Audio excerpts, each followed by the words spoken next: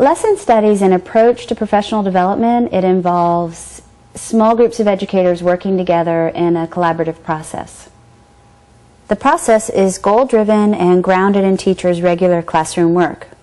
Although developed in Japan, lesson study is consistent with what many American educators think professional development should be.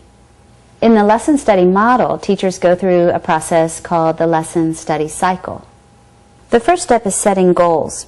A lesson study cycle is focused on specific goals for student learning. Teachers commonly begin the process by discussing student learning objectives and areas where they feel those objectives aren't being met. This conversation can be informed by school and district level goals and by analysis of data. Teachers identify a broad long-term goal and then identify specific shorter-term objectives that can be focused on within a single lesson. The second step is planning the lesson. The lesson study team meets over a period of time to collaboratively design a lesson. This is typically referred to as the research lesson. Teachers review research, study curricular materials, and discuss their own teaching experiences. Although the team invests a lot of time in the planning, the goal is not to produce a perfect lesson the first time. It's understood that the lesson will be improved throughout the process. The third step is observing the lesson. A member of the group teaches the research lesson to his or her students. The remaining group members and sometimes additional guests observe. The focus of observation is on the students' responses to the lesson, not the teacher's performance. The fourth step is debriefing and revising the lesson. Those that watch the lesson then meet to talk about what they observed. Conversation focuses on the group's goals and research questions and is grounded in the relevant data gathered by the observers.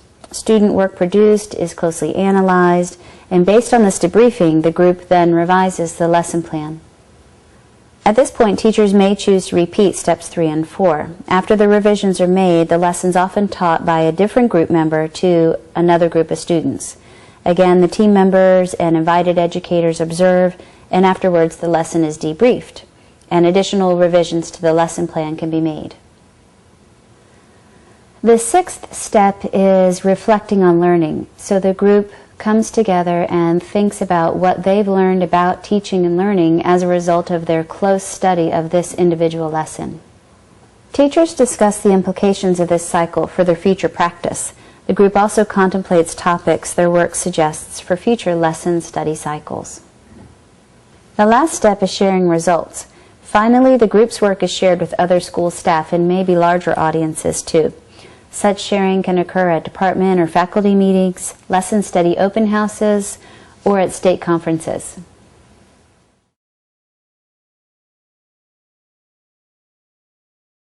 It's important to remember that there's no one right way to do lesson study. It's designed to be a flexible model that can be used across contexts and different purposes.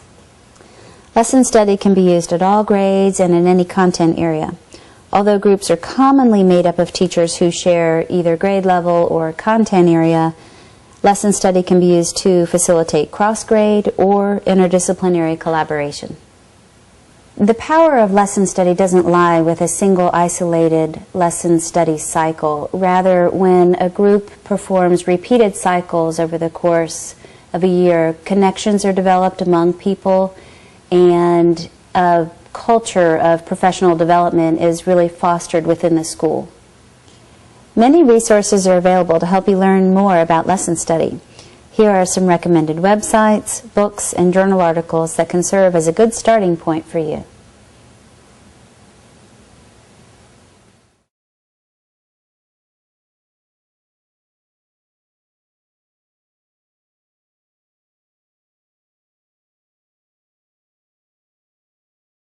To summarize, we can talk about what lesson study is not. It's not a rigid script or a specific content for professional development. And it's not meant to produce a repository of these perfect lessons, and it's not intended to be a miracle panacea. What it is intended to be is this flexible process that supports deep and ongoing systematic learning about what's really happening within the classroom. It's meant to activate and support teachers as learners, and it's intended to produce sustainable improvement in the teaching and the learning happening in today's schools.